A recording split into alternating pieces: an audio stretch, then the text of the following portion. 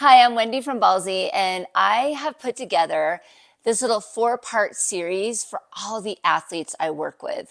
It's going to include a little educational piece, reminders, visuals of how to connect into your core correctly with your breath and bring it into dynamic movement.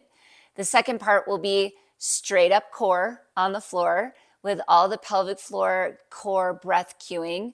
The third part will be a breath exercise on how to release your pelvic floor with your breath and how to engage your pelvic floor and your whole core dynamic system with your breath. And then we'll be able to integrate it into movement, and we'll do just a short kind of full body sequence that will open up your body from head to toe and just activate things. Again, connecting that whole system of breath and core and how to move and how to just feel stabilized and lit up from the inside out. Here we go. All right, let's do a quick overview of what we're talking about, why this matters.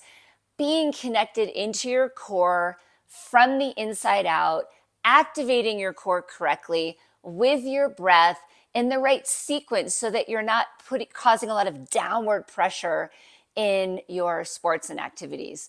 So first off, your pelvis has this amazing, basically bowl of muscles, your pelvic floor muscles. And if you could think of them almost like a trampoline, so they're coming all the way back into your sits bones, your tailbone, they're coming forward to your pubic bone, and there's muscles on the side, right and left side. So when you engage that pelvic floor to lift up, it starts a sequence of activation patterns and co-contracts with your transversus, which is your low, deep, wrapping, almost corset muscle that is so important for stabilizing you in your sports. Once those two deep muscles are co-contracted together, the other muscles that are so kind of readily accessible can contract and engage on top. So it'd be your internal obliques, your external obliques, and your rectus, which is like your washboard abs. So a lot of times the problem is that we shorten our breath and we push down. So when you inhale, you're going to think about inhaling all the way into your nose, kind of down the back of your throat, this 360-degree breath. And your diaphragm is going to open up on the inhale. That happens so that we can let air into our lungs.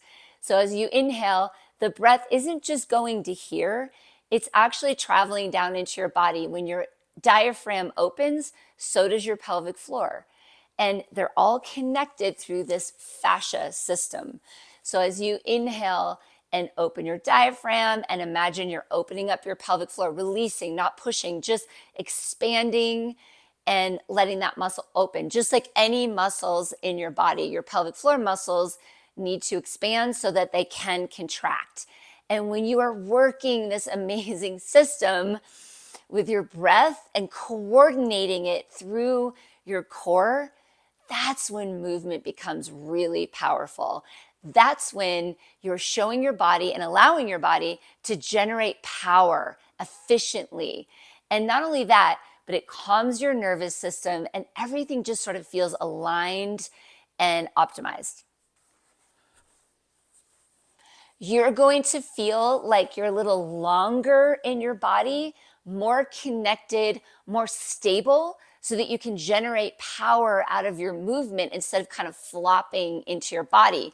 When those deep core stabilizers are connected, the moving muscles of your body can generate more action, more power, more speed, more height, whatever it is you're looking for is just so much better when you're connected from the inside out. And you're going to notice in this process that what we're trying to avoid is bracing and holding our breath.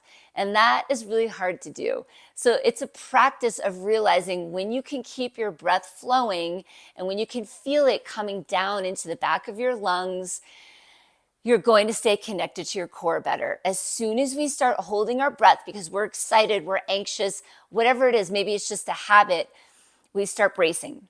And when we do that, again, the movement is a little bit more jerky. It's kind of glitchy.